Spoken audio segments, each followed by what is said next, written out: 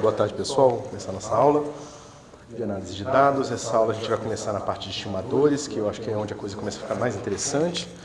Não que as outras áreas não sejam relevantes, mas pelo menos na parte que eu trabalho com análise, né, na seção, na sub-área de análise de dados que eu trabalho, a parte de estimadores é uma das mais importantes, né? Em outras áreas, por exemplo, áreas mais empíricas, vocês vão ver que tratamentos não paramétricos, em que você fica tentando adivinhar a própria distribuição dos dados a partir dos dados, é muito mais desenvolvida do que nessa área em que a gente normalmente supõe que a distribuição é dada por uma gaussiana, por isso ou por aquilo, e depois tenta extrair informações, estimar informações sobre as características individualizadas dessa distribuição de probabilidade que se supôs, certo? Bom, vamos lá. Alguma dúvida das outras aulas? Alguma coisa que vocês queiram perguntar?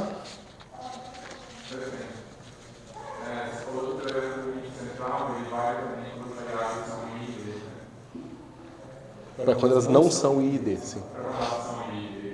Sim, sim. É onde vale mais, onde é mais fácil provar. Mas por que então essas somos, tipo assim, davam variáveis mais aleatórias, todas aleatórias, seria todos os informes, todas aleatórias? Por que se eu somar todas elas, eu me dá gaussiana, mas se eu, por exemplo, eu somar esse mesmo ponto da mesma variável 1000 vezes, isso não é uma gaussiana? Somando não, se eu fizer algo.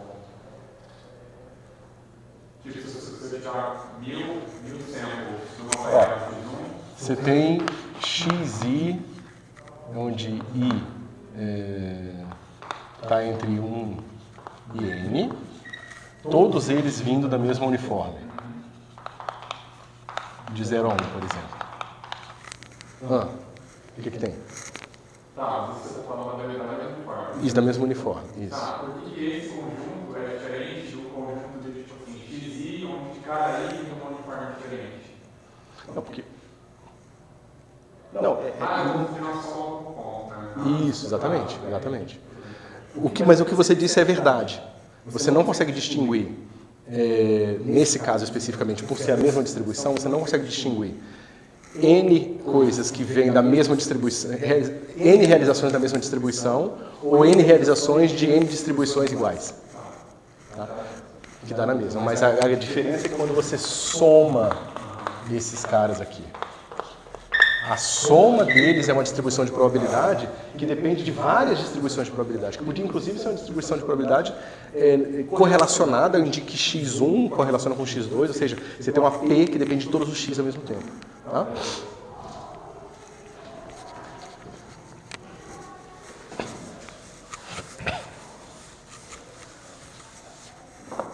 Bom, então,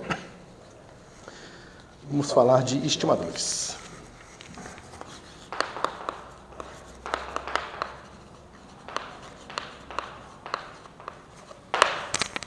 Bom, dado um conjunto de números aleatórios que vieram de uma certa distribuição, ou de a repetição de uma mesma distribuição, ou de uma distribuição que depende de todos ao mesmo tempo, tanto faz, tá? Que isso está relacionado com essa distribuição aqui, tá? P, digamos, de x, se for o caso em que, igual o Eduardo falou, ou uma P que depende de todos os x aqui ao mesmo tempo. Que eu vou botar assim, só para ficar claro que é uma P que depende de todos os x ao mesmo tempo. Tá? A gente vai dar um nome para esse cara aqui, em geral, mais para frente.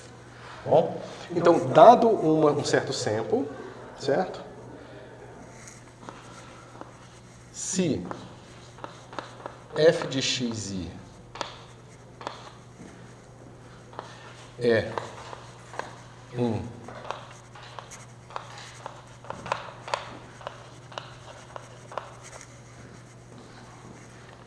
um estimador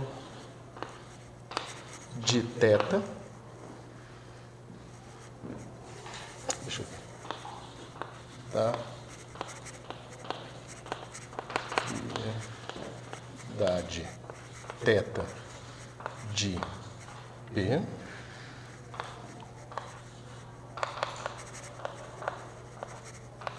Dizemos que...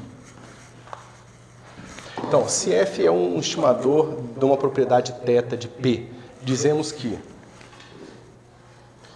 ele é consistente se limite de n indo para infinito de f de xi é igual a θ. Tá? Dizemos que ele é não enviesado se o valor esperado de f de xi é igual a θ. Tá? E dizemos que ele é eficiente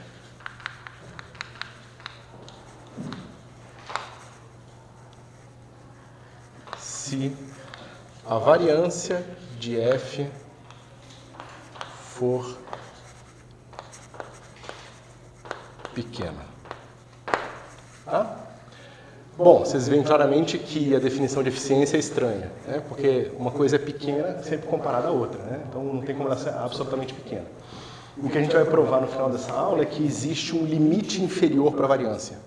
Ou seja, dado a sua distribuição, dado os seus dados, existe o máximo que você pode, o máximo de eficiência que você consegue estimar aquela característica.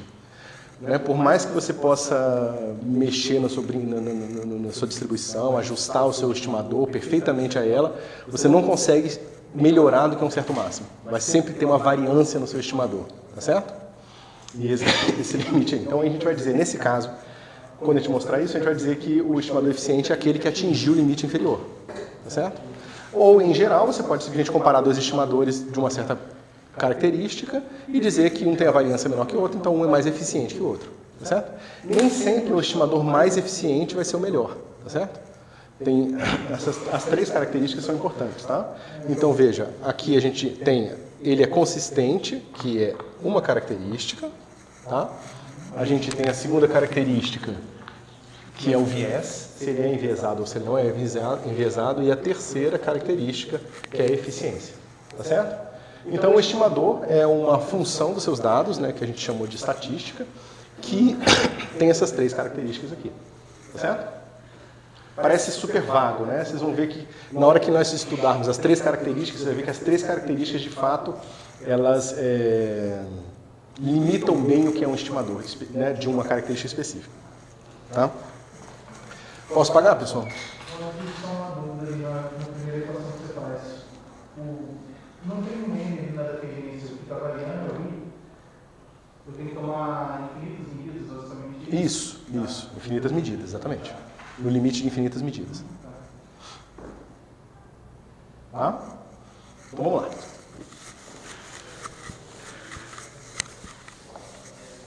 Então eu vou dar um exemplo de um estimador. E é um caso em que a gente está estimando uma característica que todas as distribuições, de certa forma, todas não, mas quase todas as distribuições de interesse têm. Tá? Então, a gente vai definir vários estimadores para a média de uma distribuição.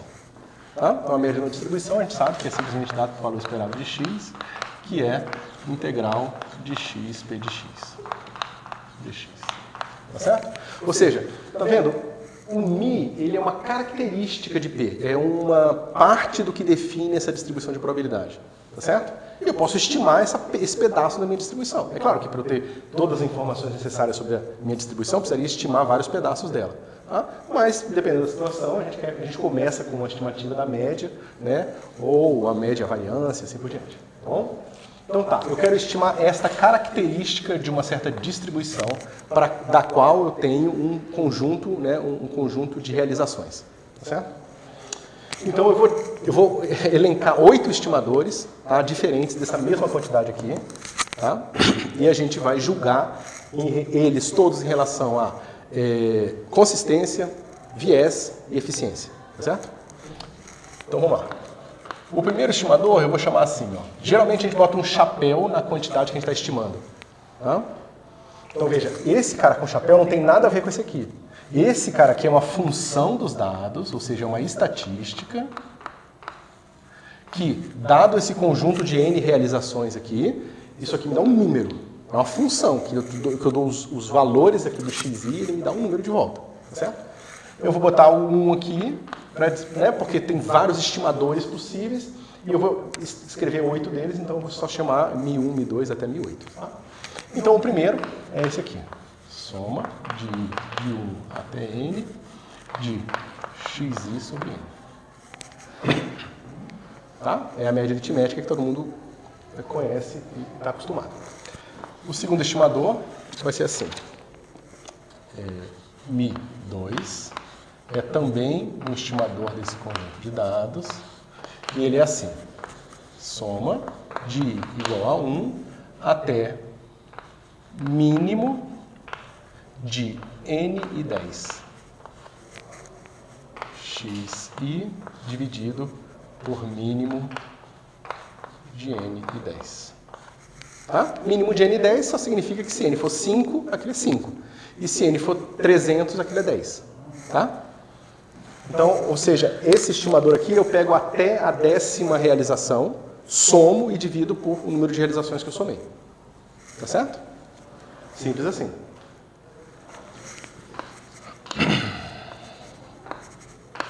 Terceiro estimador. Eu não vou mais... Bom, já comecei assim, deixa eu fazer assim. Tá? Ele é a soma de I de 1 até N de xi dividido por N menos 1.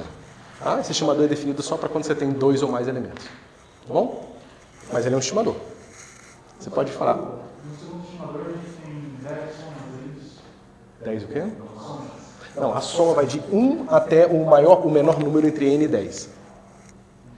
Então, digamos que o meu sample aqui tenha 200 elementos. Então, aqui vai ser mínimo entre 200 e 10, vai ser 10. Então, eu vou somar só o x1, x2, x3, x4, x10 e dividir por 10. Isso. Tá? O quarto estimador também...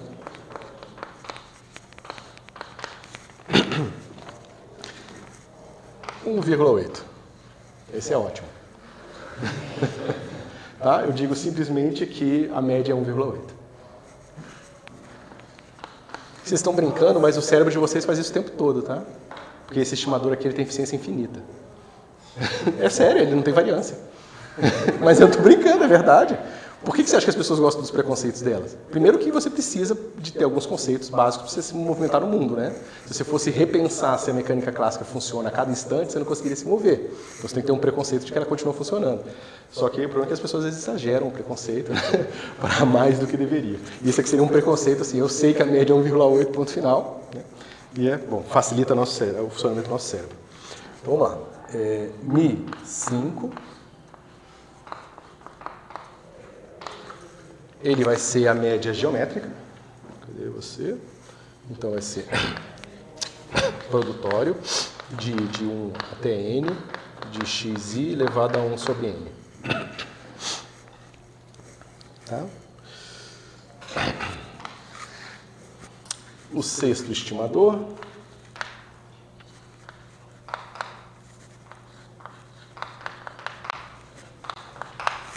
ele é XP, onde XP é o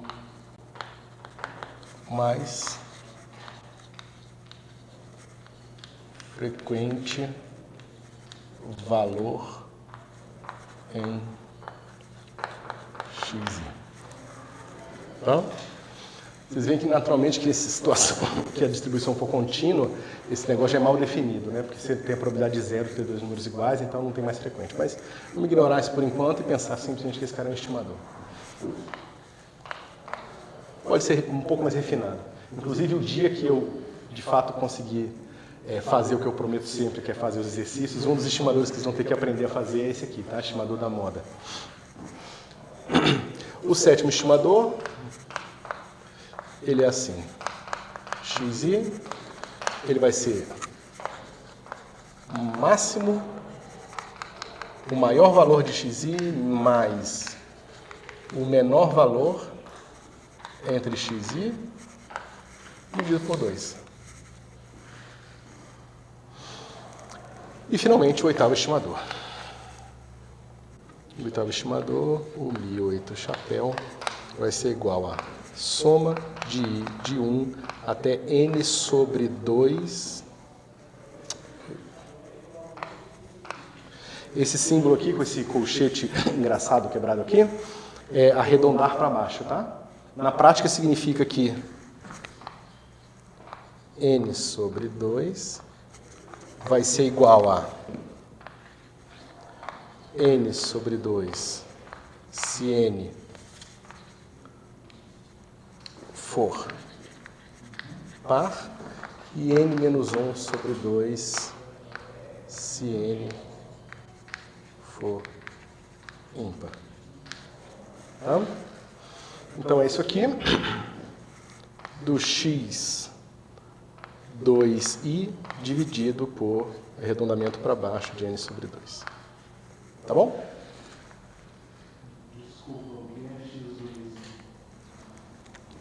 é x2i, quando o i variar de 1 até metade do n, vai ser 1, né? 2, 4, 2, 4, 6, assim por diante. 2, 4, 6, assim por diante. Tá? Então a gente tem essa brincadeira aqui de estimadores, tá? E em princípio você poderia falar, não, esse estimador aqui é o melhor. Mas não necessariamente, tá, pessoal? Pode ter situações em que esse cara aqui não é o melhor estimador para média. Por mais que a gente vai mostrar que ele tem, das 3 características, ele é o mais consistente em relação a elas, tá? Mas talvez exista um problema obscuro em que, por alguma razão, pegar só os termos pares das suas realizações, que é uma, sei lá, não sei. Tá? Pode ser que exista um melhor ou outro, dependendo da distribuição. Tá bom? Agora eu vou apagar porque eu vou começar a ver as características, tá?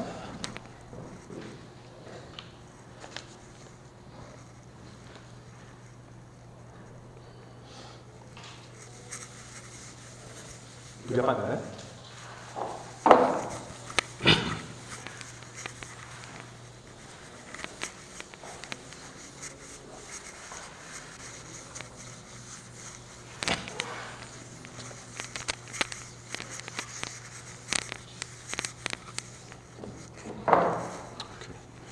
Esse negócio ficou. Então vamos lá, consistência.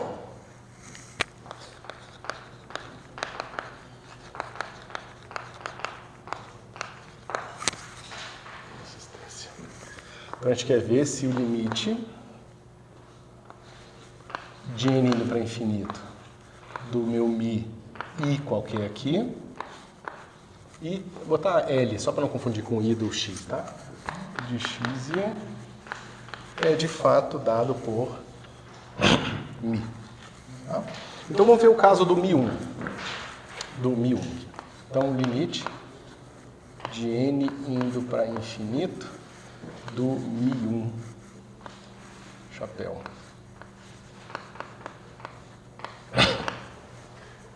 Esse cara vai ser a somatória de i igual a 1 até n de xi sobre n, certo?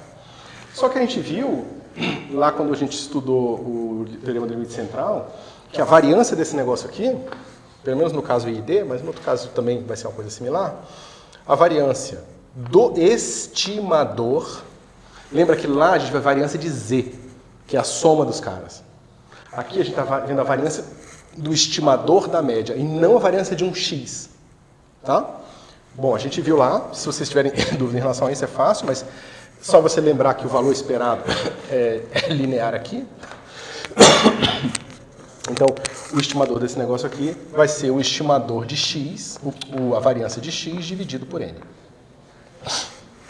Tá?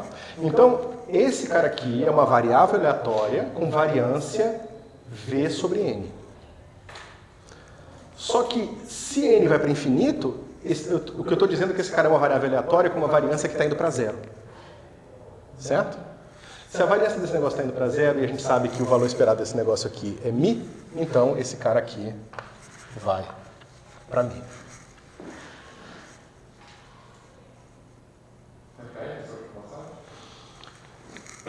Como a gente sabe que o valor esperado desse negócio aqui é mi, Então, no limite, a variância desse lembra, o teorema do limite central diz que a média desse cara aqui vai ser a soma das médias das distribuições individuais. No caso, vai ser μ cada uma, só tem um sobre n aqui, então dá μ.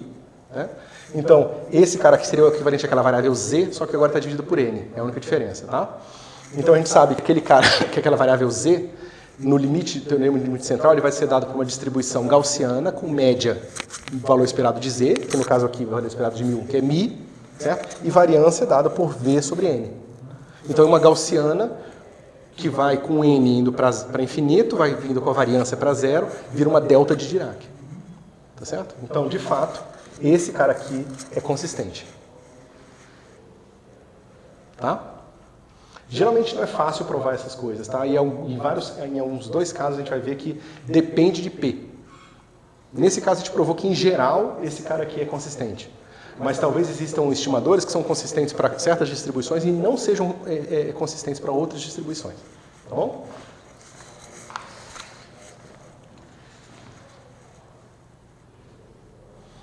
Deixa eu só lembrar aqui o 2. Tá. Então o 2 é aquela brincadeira lá da soma de i até 1 até mínimo de 10 e n. De xi dividido por mínimo de 10 e n. Certo? Só que é fácil ver que esse cara aqui, digamos, para n igual a n1, é igual a μ2 para n igual a n2, se n1 for maior ou igual a n2, que for maior do que 10. Tá? Então o limite desse negócio aqui como é que se diz? Não é bem definido. Tá? Porque não importa quantos termos eu coloque, eu vou ter sempre só 10. Então esse cara continua sendo uma distribuição. Se eu quisesse, eu poderia calcular a variância dele. A gente vai calcular daqui a pouco de qualquer forma. Vai ver que a variância dele vai ser esse cara dividido por 10, ou até 10 no caso. Tá?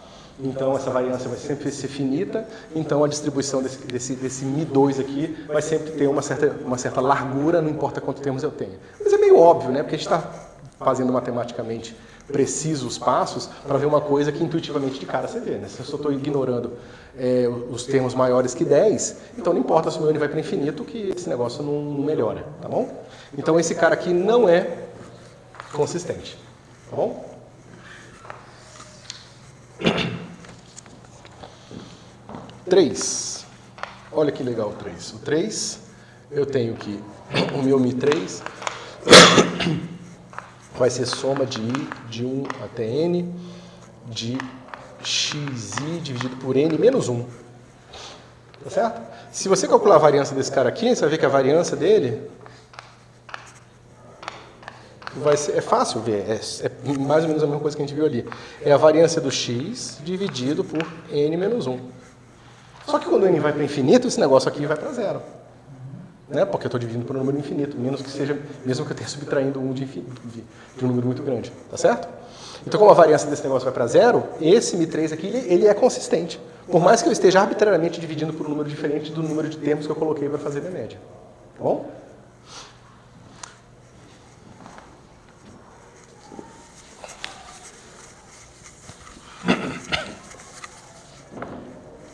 O 4. Deixa eu ver aqui. O 4. O 4. O 4 é o que eu gosto mais. Esse cara aqui, 1,8, ele não é consistente. Tá? Porque se eu mudar o número de n, eu continuo sendo 1,8. E 1,8, a não ser que 1,8 seja exatamente a média da minha distribuição, ele não é consistente. Mas se vê que se no caso ele for, ele é consistente. Se por alguma razão, no estimador de uma coisa que eu já sei é aquilo que eu já sei. Tá bom? 5. O 5 é interessante também, vamos lá. O 5 é produtório de xi, tá? de 1 até n, elevado a 1 sobre n. Tá bom? Bom, em geral, você não pode dizer nada sobre essa distribuição, sobre esse cara, tá? Mas vamos dizer que o meu xi sejam i e d. Tá? Ou seja, são distribuições, são realizações independentes do mesmo P de x. Tá bom? Nesse caso, a gente pode calcular o valor esperado. Quem é o valor esperado de Mi5? É o valor esperado desse negócio aqui. Tá? O valor esperado desse negócio aqui vai ser como? Deixa eu pegar aqui. Deixa eu ver. Esse cara. Deixa eu ocultar. Isso. O produtório de 1 até n. Tá? E aqui eu vou ter assim: x 1 elevado a n, p de x, dx. Tá? Isso aqui tudo... Não, é isso mesmo. Tá? Então aqui, esse negócio aqui não diz nada... É impossível a gente dizer se o nosso Mi5 ele é ou não como é que se diz? Se a média dele vai ou não vai se aproximar da média Mi. Tá certo? Depende aqui especificamente. Se por alguma razão essa P de x for tal que o valor esperado de x elevado a 1 sobre n for mi elevado a 1 sobre n, que não é nem um pouco óbvio que isso vai ser verdade, né? Somente que se o seu x for negativo, esse negócio aqui é mal definido, então esse negócio fica complicado. Então, nesse caso, aí nós teríamos então que isso aqui vai ser mi elevado a 1 sobre n elevado a n, né? Que seria mi. Mas aí eu preciso ter essa característica especial no meu P aqui. Tá? O meu P ele tem que ter essa característica do valor esperado de x elevado a 1 sobre n tem que ser igual a mi elevado a 1 sobre n para que isso aqui seja o meu próprio estimador. Certo? Então, nem a média a gente consegue sem botar restrições sobre esse cara aqui. Tá? Esse tipo de média aqui ela vai ser importante quando essa distribuição for do que a gente chama do tipo log normal, por exemplo. Né? Ou seja, essa é uma distribuição onde x, na verdade, é um logaritmo de uma outra variável. Nesse caso, esse cara aqui vai fazer sentido. Tá bom? Mas, bom, aqui ou seja, no 5 não dá para saber.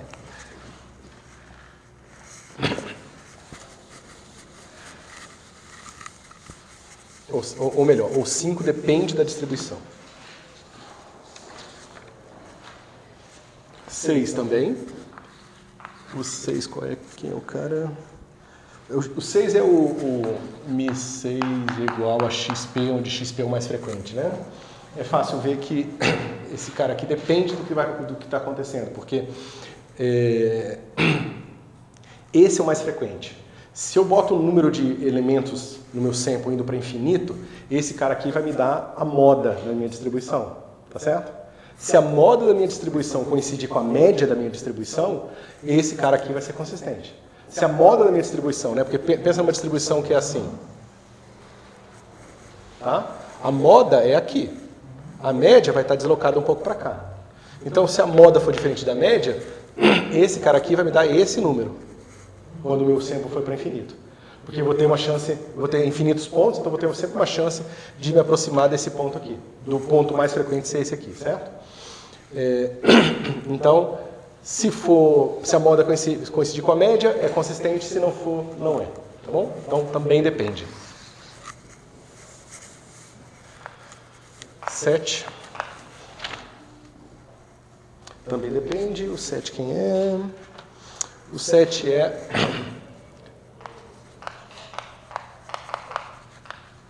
máximo mais mínimo. Esse aqui ainda depende de mais características especiais para que isso seja verdade, né? Porque, veja bem, máximo e mínimo dividido por 2. Pensa numa distribuição que tem suporte em todos os números reais. Então, esse cara aqui ele vai tender para mais infinito, esse cara vai tender para menos infinito. Porque quando o número de elementos no meu sample vai para infinito, a probabilidade de eu conseguir um cara cada vez mais distante do centro da minha distribuição vai ficando razoável, certo? Porque infinito é muito grande. Né? Então, isso aqui, só que você não tem muito como controlar esse negócio aqui, certo? Porque esse cara tinha que ir tão rápido para mais infinito quanto esse aqui vai para menos infinito, para a gente ter garantia de que essa soma de mais e menos infinito dê um número constante. Tá certo? Se meu suporte for compacto aqui, aí tem que ver, porque digamos que meu suporte é compacto, mas a minha distribuição é assim também. Esse aqui é o ponto médio entre o máximo e o mínimo. Se meu suporte for compacto, o mínimo que eu encontro é aqui, o máximo que eu encontro é aqui. O ponto médio vai ser aqui. Certo? Então, novamente, depende da sua distribuição de probabilidade.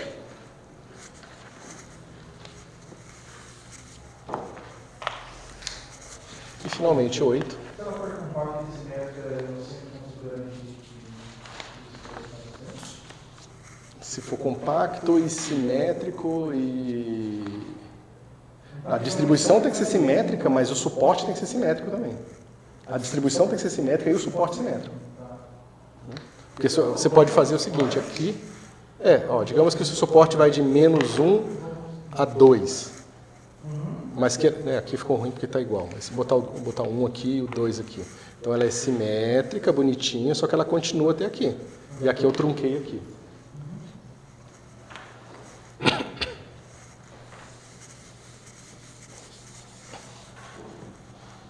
Então, finalmente, 8 é consistente. E sim, o 8 é esse cara aqui. Que é a soma até o arredondamento para baixo de n sobre 2, de i de 1 até isso, de x 2i dividido por arredondamento de n sobre 2. Tá certo? Por quê? Porque é a mesma coisa, tá? É fácil de calcular a variância desse cara aqui. A variância desse cara vai com 1 sobre esse n aqui, e por mais que n seja sobre 2, infinito sobre 2 continua sendo infinito. Tá? Então esse negócio aqui é consistente. Tá certo? Então vocês viram que vários desses que talvez fossem menos intuitivos para vocês, vários desses estimadores que são menos intuitivos, eles mesmo sendo um pouco estranhos, eles ainda são consistentes. Então eles passam pelo primeiro crivo. Tá?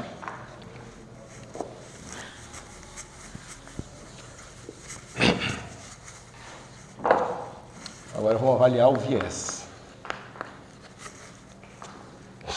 Bom, vamos lá. Valor esperado de 1001. Esse é fácil, né? A gente já viu, é simplesmente a média aritmética, esse cara aqui dá 1000. Alguma dúvida em relação a isso? Eu vou botando, os que vocês tiverem dúvida, eu faço, tá? 1002. O 1002 é aquele que eu somo até 10 elementos. Quanto é que é o valor esperado até 10 elementos? É 1000. Ele não é consistente, mas ele não é consistente, mas ele não é enviesado. Ele não enviesa o seu resultado. Tá? Mas ele não é consistente. Eu estou somando até 10 primeiros elementos e dividindo pelo número de elementos que eu somei, certo? Se eu pegar o valor esperado disso, vai dar o valor esperado do número de mis dividido pelo número de mis que eu somei, que vai dar 1000. Certo? Então ele não enviesa a minha estimativa, mas ele não é consistente. Bom?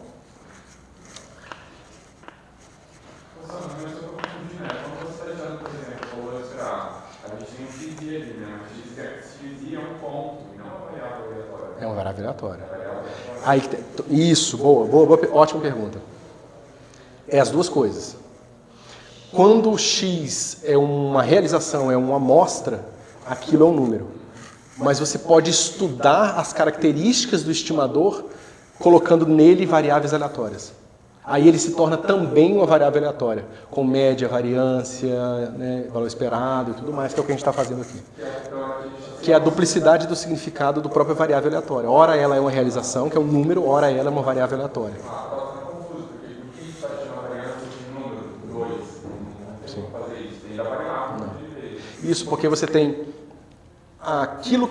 aquela forma funcional, a qual você pode pegar um conjunto de números, que é uma amostra, substituir, tirar um número, ou você pega aquela forma funcional que é idêntica, em vez de colocar números, você coloca variáveis aleatórias, e agora você tem uma nova variável aleatória, que é essa combinação funcional, com essa mesma forma funcional particular das variáveis aleatórias que você tinha. Tá certo? Sempre a gente vai estar brincando com essa duplicidade da variável aleatória, tá?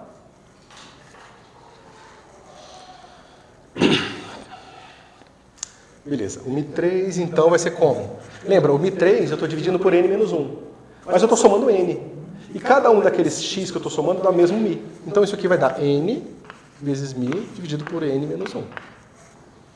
Ou seja, esse cara aqui é enviesado. Tá?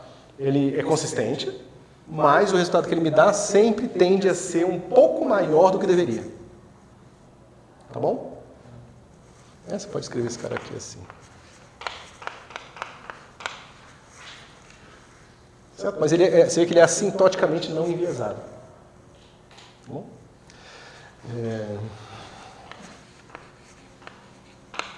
O Mi4 é 1,8. O valor esperado de um número é um número. Então, ele pode ser que ele seja enviesado, né? Se a média não for 1,8.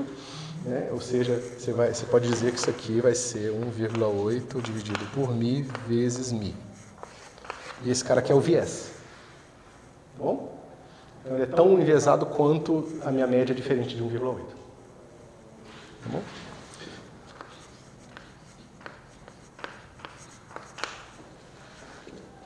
O 5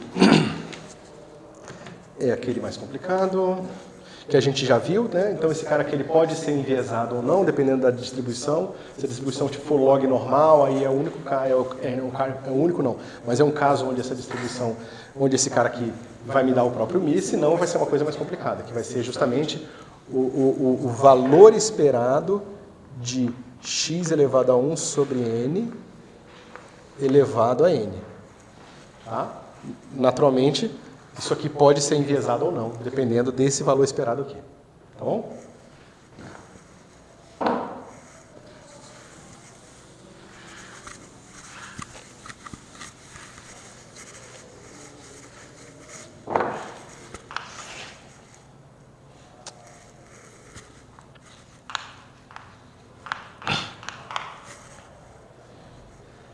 O Mi6 depende da distribuição, que é, né, o Mi6, lembra, esse aqui é o valor esperado? Não.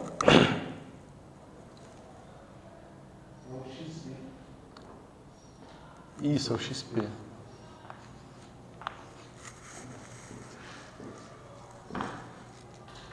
Esse aqui depende da distribuição também, porque o valor esperado do maior, ele não é simplesmente, né, o Mi aqui. Tá? Isso é mais complicado. Deixa eu ver como é que a gente poderia fazer essa conta. Eu não vou perder tempo com esse negócio aqui não, que é muito complicado, tá? Mas esse aqui normalmente depende da sua distribuição. Normalmente depende se a média coincide com a moda, tá? Depende. Mi7.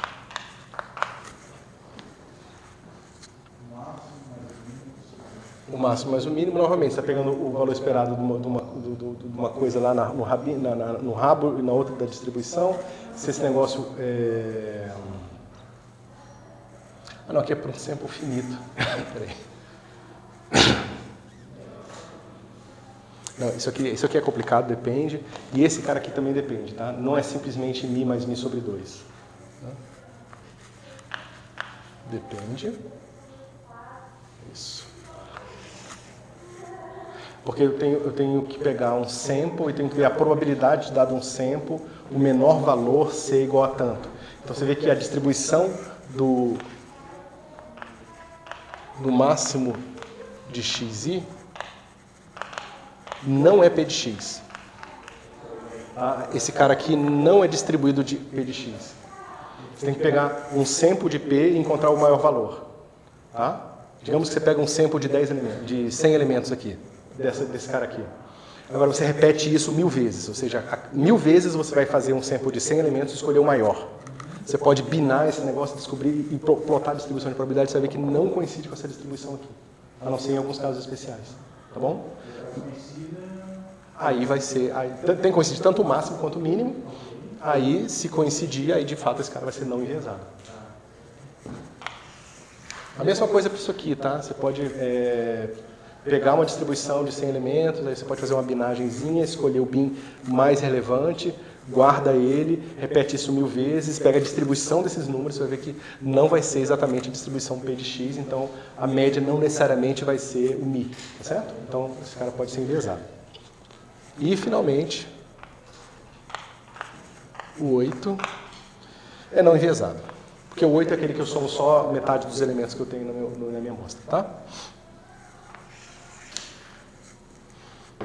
Beleza, então a gente novamente viu que daquele conjunto, vários aqui, ó, não enviesado, talvez, não enviesado, vamos dizer, enviesado, depende, não enviesado. Então, tem uns 3 aqui, ó,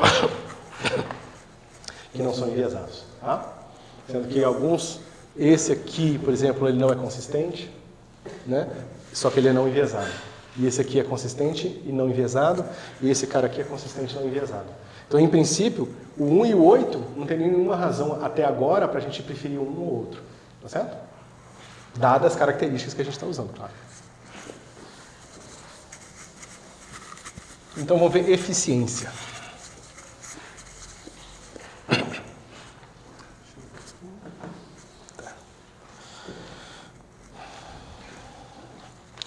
Então, vamos começar com a eficiência, que é basicamente a medida da variância do estimador. Tá? Isso aqui a gente viu lá no teorema do limite central, que eu falei para vocês. Esse cara aqui é a variância de x dividido por n. Tá certo?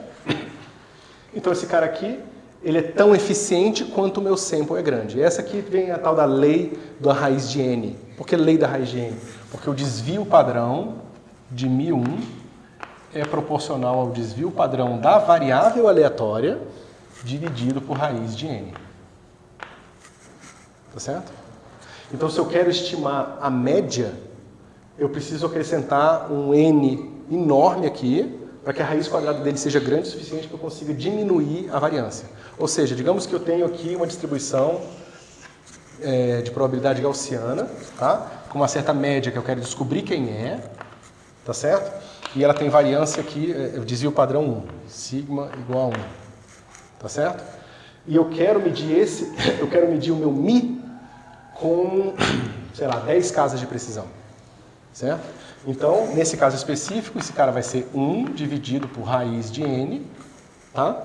E então eu preciso que n seja igual ao quê? 10 elevado a 20, para que eu possa medir esse cara mi com uma variância 10 a menos 10. Então você vê que é um monstro que tem que fazer, tá?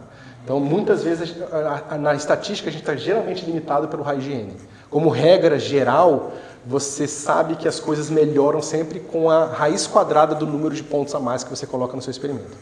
É por isso que o LHC custa uma fortuna e você precisa fazer 1 trilhão de colisões de prótons para conseguir, né? Porque a gente falou, poxa, para você conseguir fazer afirmações em física de partículas, você precisa de 6 sigmas. 6 sigmas é 10 a menos, sei lá, 10 a menos 6, 10 a menos 8, mais ou menos.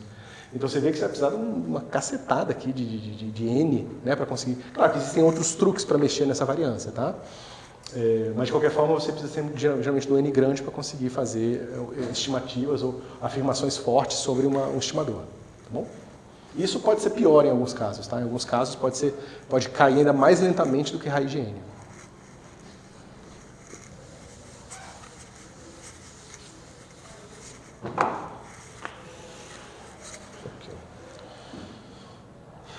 Então, o V do Mi2 é quanto?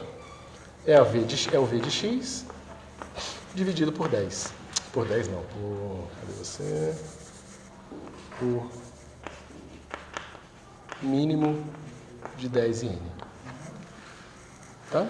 Então você vê que, naturalmente, esse cara aqui, para n maior que 10, é mais eficiente do que esse aqui. É meio óbvio, né? O V de Mi3, ele é V de x dividido por n menos 1, tá bom? Então ele é eficiente, ele tem essa eficiência um pouco menor do que esse cara aqui. O V de Mi4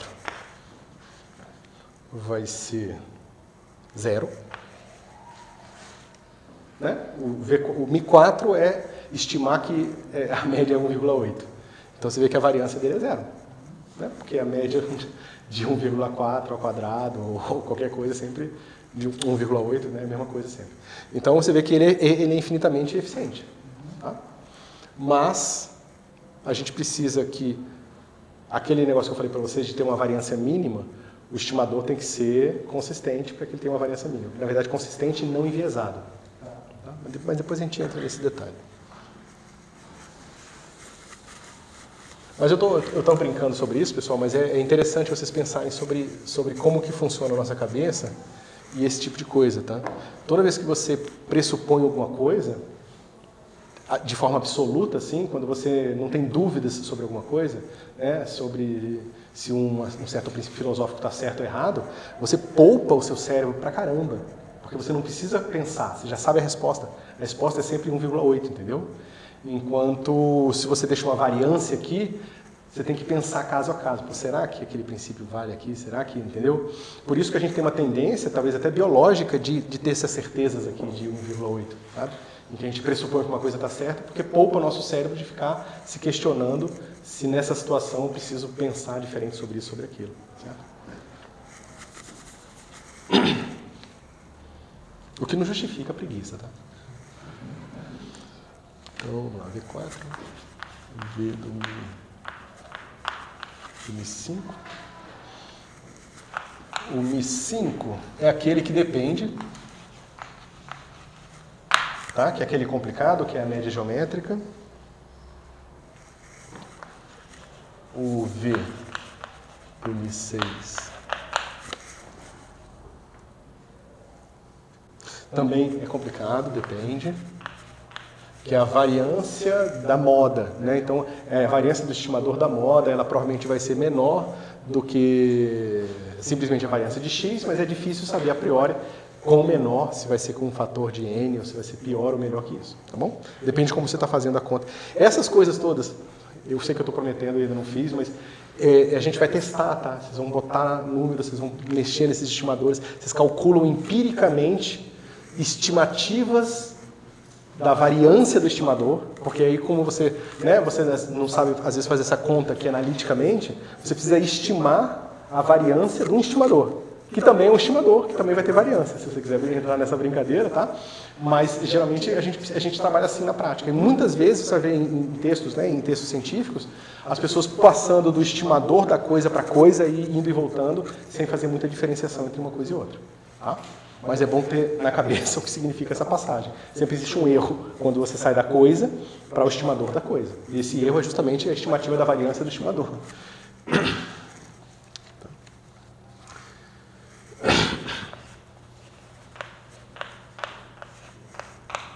O V7.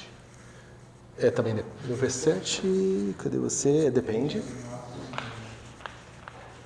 E finalmente do meu V8. Do meu Mi 8 vai ser V de x dividido pelo arredondamento para baixo, tá? Então, naturalmente, esse cara aqui é menos eficiente que esse cara aqui,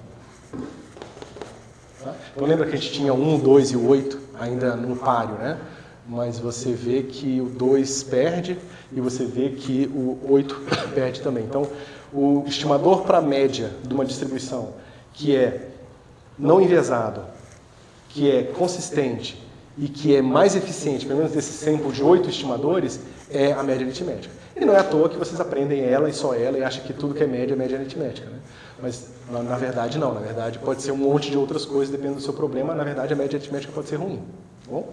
Quer dizer, ruim eu acho difícil, mas depende do que você quer fazer.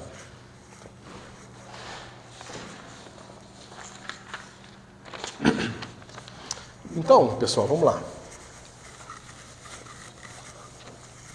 Agora, quem é a probabilidade de um conjunto de dados?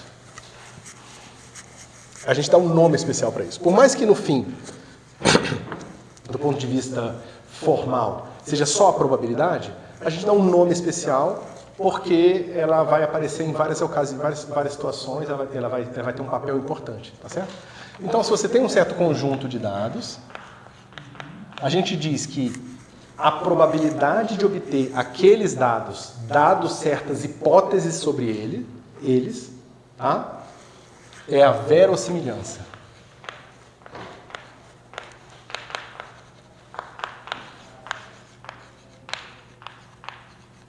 Tá? E que a gente chama de likelihood, e eu acho que é muito mais prático chamar de likelihood do que verossimilhança, parece um negócio.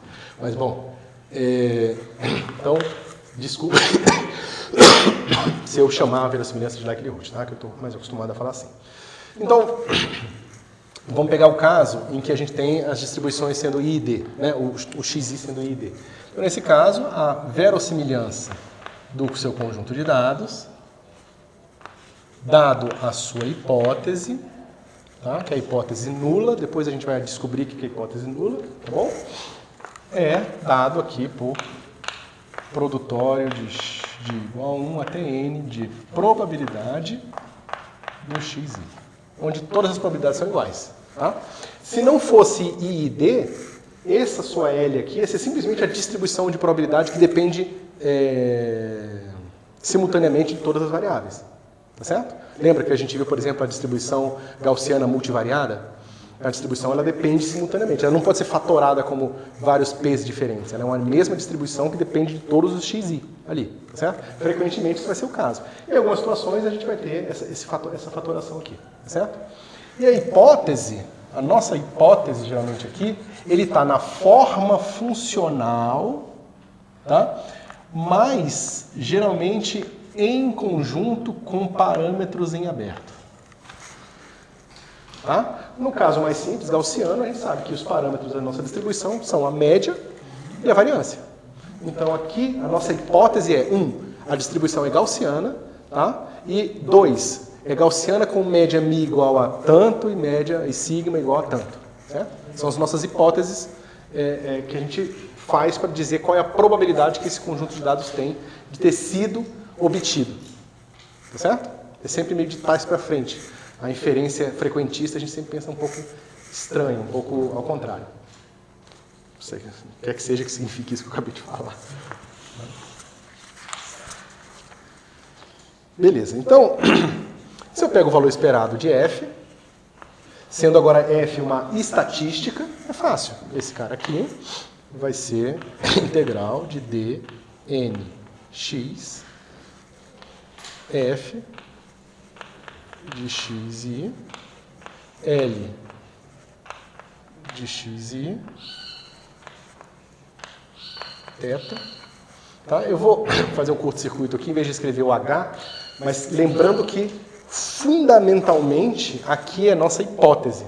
E a hipótese, ela engloba a forma funcional da distribuição e os parâmetros. Tá certo? Quando a gente for, por exemplo, estudar comparação de modelos, e que você, digamos, tem uma hipótese H0 e uma hipótese H1, e você quer saber qual é o modelo que é preferido pelos dados, certo? Você tem que lembrar que esses caras aqui envolvem a forma funcional e os parâmetros. E se a forma funcional for diferente, aí você precisa de ferramentas ainda mais robustas do que no caso em que, digamos, a forma funcional seja igual. Digamos que você está falando o seguinte, num eu estou supondo que eu tenho certeza que a média é igual a 5 e a variância eu não sei. O outro eu digo que eu não sei quem é a média e não sei quem é a variância. Qual das duas hipóteses é melhor? Entende a diferença? Aí você pode fazer uma comparação de modelos. Esses são casos de modelos aninhados. Tá certo? Isso serve, por exemplo, na cosmologia, para você testar qual a diferença entre você supor de partida que o universo é plano, tem seções espaciais planas, quanto você deixar o ômega k, né, a constante que define a curvatura das seções espaciais, livres. Então, num você ajusta com o ômega k livre, no outro você fixa o ômega k igual a 0, aí você faz um teste da razão das verossimilhanças para você comparar as hipóteses e dizer se você pode excluir uma hipótese em relação à outra. Tá certo? Aí tem toda a questão do erro tipo 1 e erro tipo 2, mas isso a gente vai chegar lá na frente. Tá bom? Beleza. Então tá. Então o valor esperado agora de uma estatística nada mais é do que a integral da sua estatística vezes a sua verossimilhança.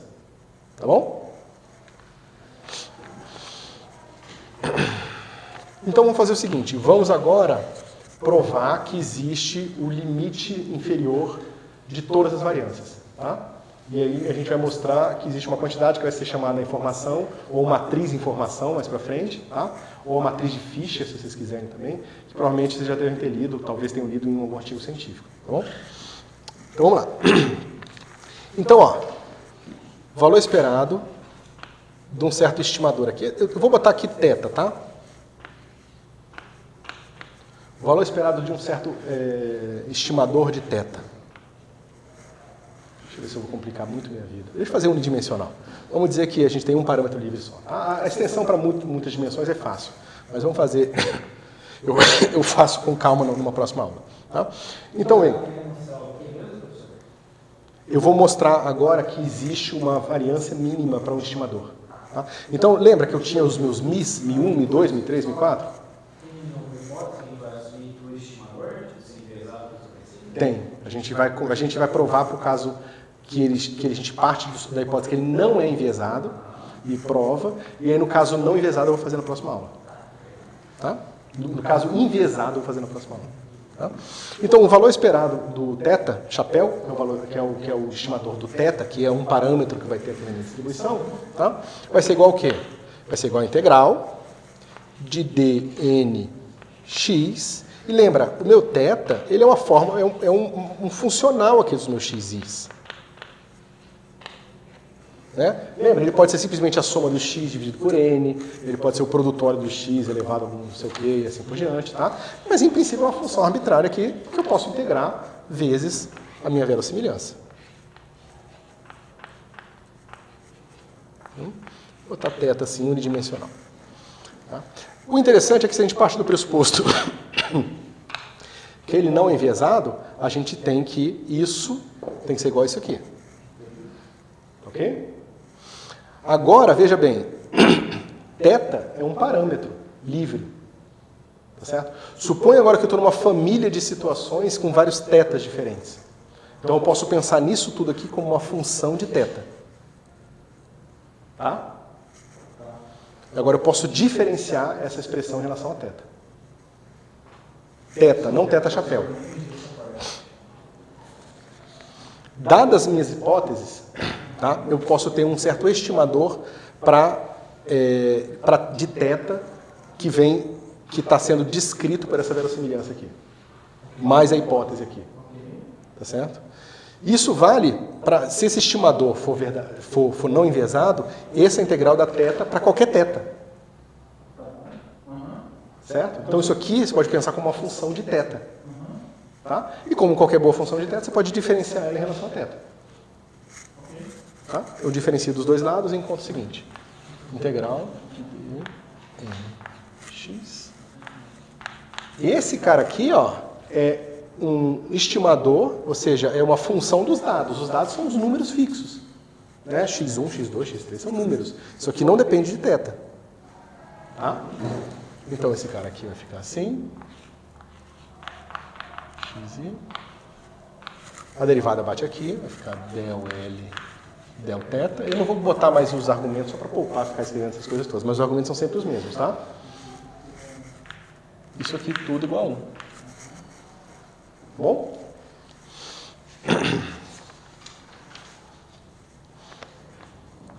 Agora a gente faz o seguinte truque, a gente vai dividir pela verossimilhança e vai multiplicar pela verossimilhança, tá bom? E a gente vai ter o seguinte, dnx, θ, chapéu, del, logaritmo natural de L. Lembra que isso aqui é uma distribuição de probabilidade, então é um número positivo, tá? É uma função positiva. Então, como qualquer boa função estritamente positiva, eu posso tirar o log dela. Então, dθ vezes L, né? Igual a 1.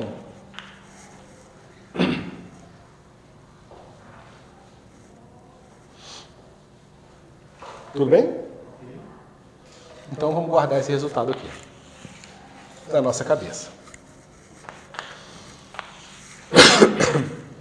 Além disso, a gente sabe o quê? Que integral da verossimilhança em dnx igual a 1. Que é a distribuição dos dados, ela é normalizada. Então, eu posso derivar esse cara aqui em relação a θ e descobrir que integral de del L, del θ, dnx é igual a 0. Tá? Mas olha que legal. E aqui vai vir aquela dualidade do estimador como ora um número, ora uma variável aleatória, ela vai acontecer para a própria verossimilhança, que ora ela é uma variável aleatória, ora ela é um número, tá? Depende de como você está encarando ela. Tudo bem? Você fez uma cara estranha quando eu falei isso? Não. Eu me perdi nessas últimas duas pessoas. Aqui eu estou simplesmente dizendo que a minha distribuição de probabilidades é normalizada. Tá? Eu estou derivando. Eu derivo dos dois lados em relação a θ. Tá? Aí eu faço o mesmo truque, tá? Eu divido por L, multiplico por L e transformo esse cara dividido por L como a derivada do log de L. Tá? Então vocês estão entendendo por que nos meus códigos vão sempre aparecer o menos 2 vocês ainda não viram, mas o logaritmo da verossimilhança ele é importante justamente porque ele vai aparecer como uma estatística natural para uma série de coisas. Tá bom? Não, você vai entender ainda. Eu estou construindo, eu tenho o primeiro resultado, o segundo resultado, aí eu vou mostrar um terceiro resultado, juntar tudo para pegar o resultado que eu quero. Então só a probabilidade é normalizada e a likelihood sempre é também. Sim. Na verdade, muitas vezes você não tem muito como construir a sua verossimilhança normalizada, mas contanto que seja uma constante, tudo que a gente está fazendo aqui vale. Tá? Assim, às vezes, do ponto de vista prático, é difícil você ter normalizado, mas contanto que você garanta que é uma constante, está tudo bem. Isso é importante, porque é uma constante em relação, inclusive, ao parâmetro, tá?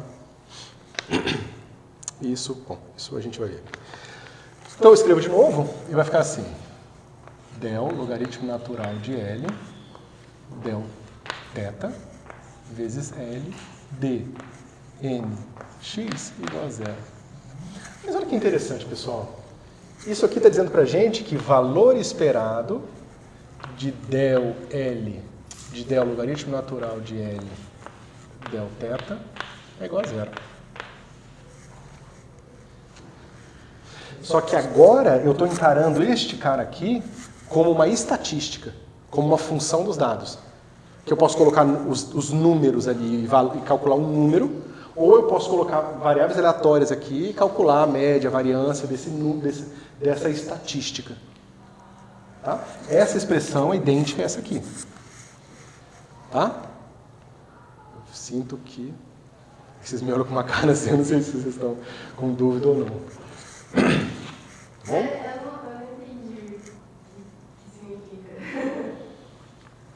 Significa que você, por alguma razão, consegue construir, de partida, uma estatística que tem valor esperado zero. Só isso.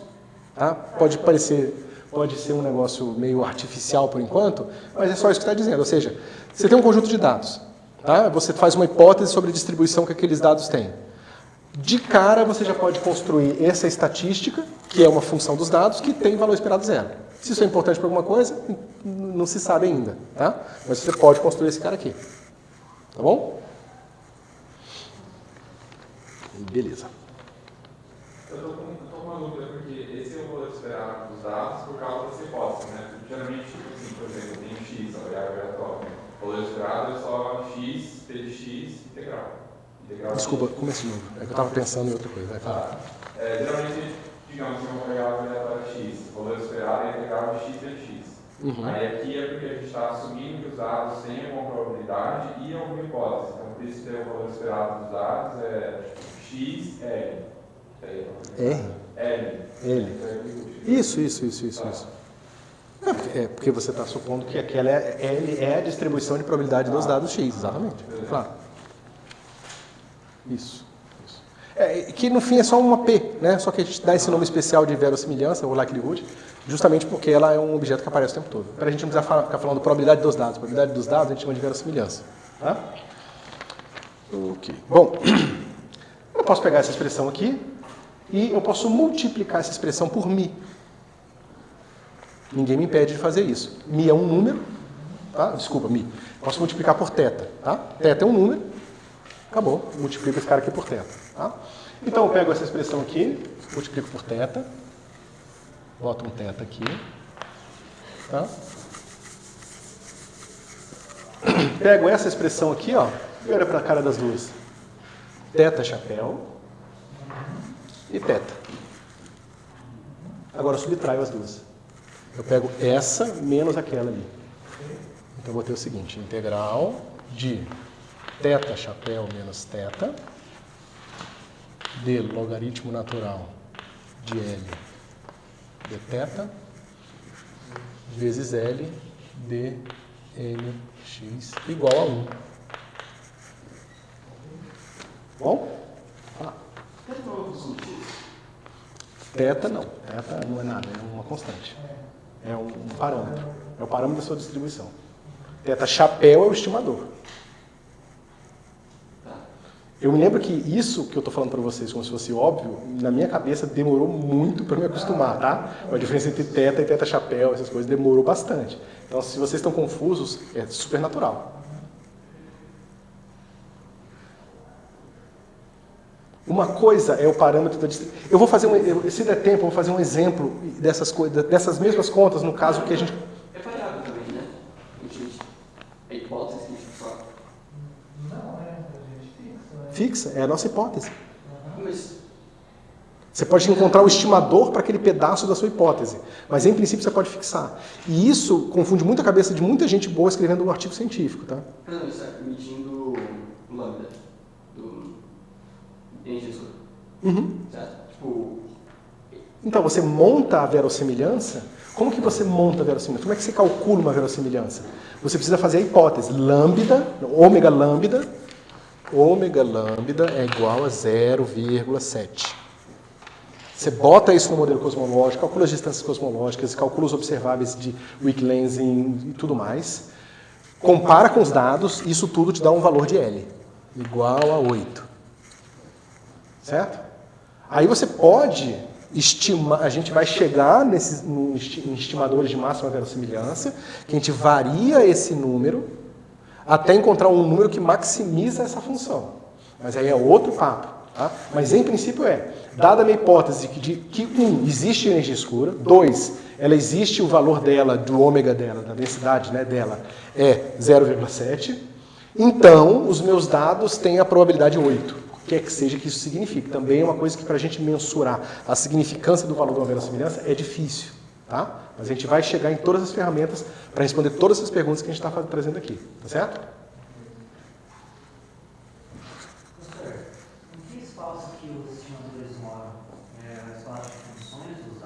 Isso.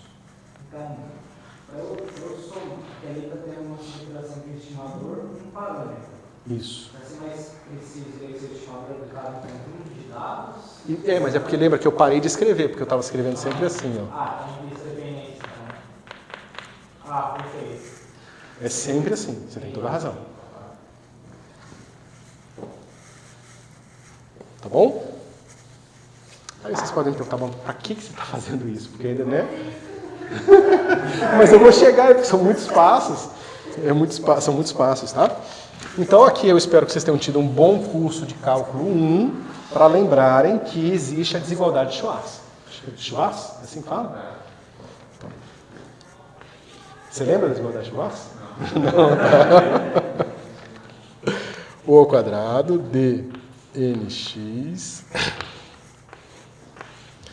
integral de v ao quadrado são funções reais, tá? Por isso que o quadrado delas dá funções positivas. Tá?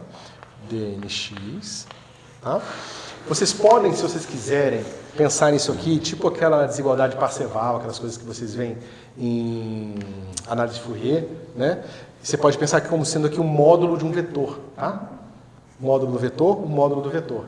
Então, o módulo do vetor vezes o módulo do outro vetor é o quê? É sempre maior ou igual do que o módulo do produto interno, né? Que é esse cara aqui. Cadê? U, V, D, N, X ao quadrado. Tá certo? Se vocês tirarem raiz quadrada dos dois lados aqui, aí sim vai ser módulo vezes módulo. Aí você pode pensar que para você ter igualdade aqui, você tem o cosseno do ângulo entre as funções. E se vocês tiverem feito um bom curso de análise de Fourier, vocês vão ver que vocês podem definir o cosseno do ângulo entre duas funções. Qual é o ângulo entre x e x quadrado? Vocês podem calcular. tá? Por mais que sejam duas funções. Não tem nada a ver com o ângulo entre a parábola e a reta, não, tá, pessoal? Porque não existe um ângulo entre a parábola e a reta. Tá? Não, precisa ser funções de quadrado integrável. Então, para uma parábola ser de quadrado integrável, você tem que definir ela de -1 a 1, por exemplo. Aí que você encontra os polinômios de Legendre, por exemplo. Você pegar todos os polinômios 1, x, x quadrado, x ao cubo, e você fizer um processo de ortonormalização via Gram-Schmidt, você vai encontrar os polinômios de Legendre, entre -1 e 1. Tá certo? E aí você tem agora uma base completa, por mais que seja contável e infinita, você tem uma base completa e você consegue definir produto interno bonitinho e você consegue definir cosseno e seno entre funções. Tá? Mas, em geral, no caso geral, a gente não precisa botar o cosseno e seno e você consegue provar isso num caso muito mais simples, em que você não está falando de bases completas nem de álgebra linear. Tá? Isso aqui tem um resultado bem simples. No livro, se vocês quiserem, ele te diz como é que prova a desigualdade de Schwarz. Tá? Schwarz. Bom, mas no fim é ela. Tá? Ih, eu não queria apagar isso. Ah, não queria sim, isso aqui já foi. Tá.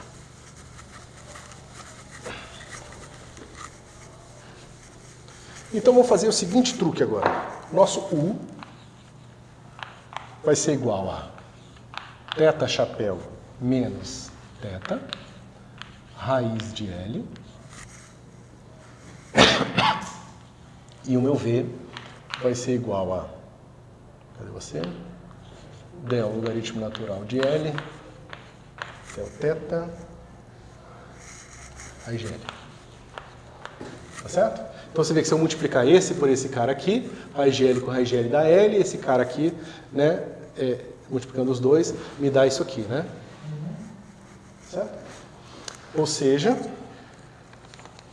isso mostra pra gente que integral.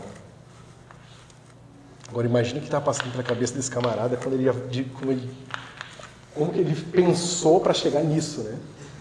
Bota uma raiz ali, joga para lá, faz não sei o que, usa desigualdade de Schwarz. Né? Então esse cara aqui, ao quadrado, tá? Vezes L dnx, vezes integral del logaritmo natural de L, del θ, ao quadrado L dnx, tá? Isso tudo tem que ser maior ou igual a 1. Tá certo?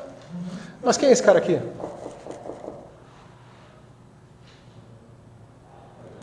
É a variância do estimador. Então eu tenho que variância do θ chapéu vezes esse número maluco é maior ou igual a 1. Mas eu posso simplesmente jogar esse número para baixo e falar que esse cara aqui é maior ou igual do que integral de del logaritmo natural de L del θ ao quadrado L dnx.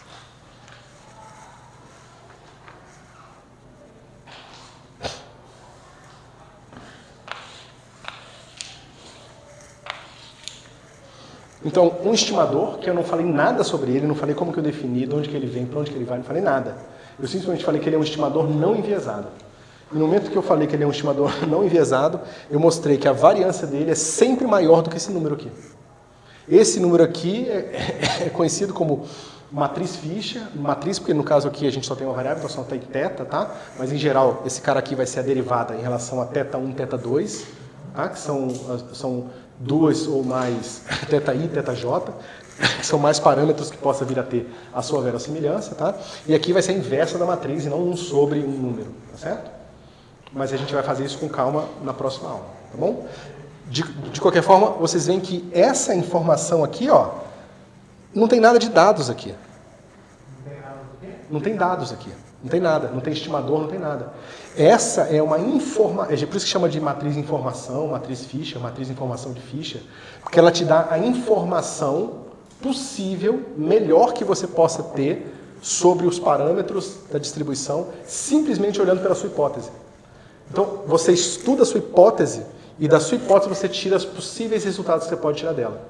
com dados que você nem precisa ter ainda. Então, por exemplo, quando as pessoas fazem forecasting em cosmologia, faz muito forecasting usando isso aqui. Você faz hipóteses sobre a teoria, hipóteses sobre os dados, e dadas essas hipóteses, você diz, se a minha teoria estiver certa e se os meus dados se distribuírem de acordo com o que eu estou pensando que eles se distribuem, então eu vou conseguir medir esse θ com essa variância mínima aqui. Na verdade, o pessoal já bota uma igualdade aqui e manda ver, né? Mas aí o que acontece? Você faz isso e isso justifica você fazer um pedido de $1 bilhão para a Agência Europeia Espacial para você montar um telescópio e fazer uma medida, que é basicamente o que acontece. Você pegar o white paper de um desses telescópios ou outros satélites que foram lançados, tem um monte de matriz de informação aí que o pessoal fez estimativas para convencer o burocrata de que, eu consigo mostrar que eu vou estimar bem os parâmetros, né? Eu vou finalmente descobrir se existe, se não existe matéria escura, né? Porque aí eu vou conseguir botar uma barra de erro pequenininha o suficiente para dizer alguma coisa final sobre ela e assim por diante, entendeu? Então, essa é a importância desse pedaço desse aspecto da verossimilhança, tá? Que dela você consegue estimar um monte de coisas, várias coisas sobre o experimento que você nem fez ainda. Questão de tempo. Pessoal, por hoje é isso, a gente pode discutir mais isso aqui se vocês quiserem, mas o material que eu preparei eu já terminei, tá bom? Uma dúvida, professor, nessa parte aí tem no livro que Do Barlow? Tem sim. Estamos sim. Eu pulei, até queria falar isso para vocês, eu pulei a parte de propagação de erro, que eu acho aquilo meio bobo, sabe? Não sei se vocês lembram de ter visto isso lá em algum curso de laboratório, ou curso de análise de dados que vocês possam ter feito, que você fala assim, se a minha variável x tem uma variância, tem um desvio padrão sigma, então f de x tem uma variância que é, digamos, f' vezes sigma, uma coisa assim, certo? Na verdade, isso aqui é meio bobo, porque o que você está sempre fazendo aqui é a hipótese de que você pode dizer que sua variável x é uma certa variável x0, que é a média, digamos, μ, mais um delta. Tá? E aí você supõe que esse delta é pequeno e faz uma expansão na função em Taylor e pega só o primeiro termo, toma o valor esperado e encontra sigma. Aquelas fórmulas de propagação de erro, elas são só isso, tá? E aqui você está fazendo essa hipótese de que você pode pegar essas funções f, expandir em Taylor aqui, que a expansão em Taylor só o primeiro termo te dá o suficiente de informação sobre o que está acontecendo. E normalmente não é isso que acontece. Geralmente as funções, a barra de erro é grande, entendeu? A expansão em Taylor você precisaria pegar 300 termos para fazer sentido. Então, aquelas fórmulas de propagação, elas valem só para casos em que você está com preguiça de fazer a conta direito, entendeu? E supõe que a barra de erro é muito pequenininha, né? Então, por isso que eu pulei, eu acho isso meio bobo, tá? No caso multidimensional, isso aqui é aquela aproximação do plano tangente, ou seja, você pega uma função de muitas variáveis, todas as variáveis são variáveis aleatórias, todas elas têm um deltazinho aqui, você expande em multivariado em Taylor em todos os deltas, tá? E você vai ter um gradiente da função, escalar a direção, vezes os seus deltazinhos, né? E aquilo vai te dar, digamos, a sua variância dessa função. Mas, novamente, isso só vale quando você tem uma função que é complicada aqui, multidimensional, e você está aproximando ela para um plano aqui. Enquanto o plano aproximar bem essa função ali, essa hipótese de propagação de erro, né, de primeira ordem funciona. Quando não funciona mais. Então, você precisa fazer outras coisas. Então, geralmente, você quando tem situações em que você quer saber a variância desse cara aqui, você faz o quê? Você pega um sample de x, fazendo um MCMC. Com o sample de x, você calcula um sample da f de x, e aí com esse sample da f de x, você usa, por exemplo, uma técnica de interpolação por núcleos de probabilidade, e aí você estima a distribuição de probabilidade de f. E frequentemente você está sendo uma coisa que pode ser até gaussiana e indo para uma coisa que não é gaussiana, entendeu? Então, por isso que eu pulei essa parte de propagação de erro, que eu acho ela meio boba. Eu não acho que ela é muito útil para vocês. Por mais que a gente tenha o costume de aprender ela em curso de laboratório, tá?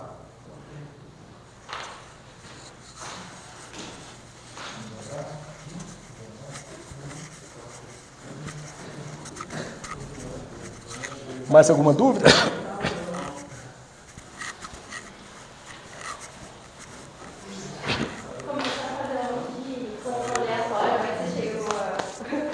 Quem sabe descubra um novo limite, alguma coisa.